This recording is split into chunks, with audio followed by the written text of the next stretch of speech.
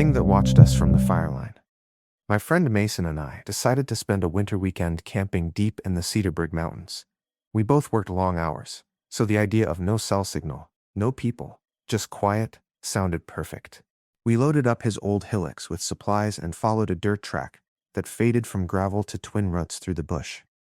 The campsite wasn't official, just a flat patch near a river bend we'd found years back while hiking. When we arrived, the silence hit hard.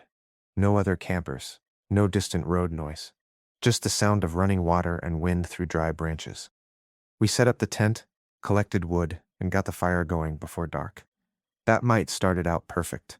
Grilled bear wars, had a few beers, and told stupid stories under a sky so clear it almost didn't look real. But sometime after midnight, I woke up to the sound of footsteps outside the tent. At first I thought it was Mason going to pee, but I could hear his slow, deep breathing beside me. The steps were soft at first, one, then another, crunching the dead leaves outside. They circled the tent once, twice, slow and deliberate. I didn't move. Then they stopped right next to my side of the tent. I held my breath. Whoever it was stood there for maybe half a minute. Then came this low, wheezing sound, almost like breathing through phlegm, and then nothing. The sound faded. The woods went silent again. I didn't sleep another second. Morning came, and when we stepped outside, we saw bare footprints in the dirt. Not boot prints, bare, human-shaped, but strange. Toes dug deeper than the heel, almost like claws. Mason laughed it off, said it must have been a vagrant or some barefoot hiker, but we both knew that made no sense. We were miles from any trail. That evening, we built a larger fire and kept our torches ready. Around 2 a.m., I heard branches snap uphill.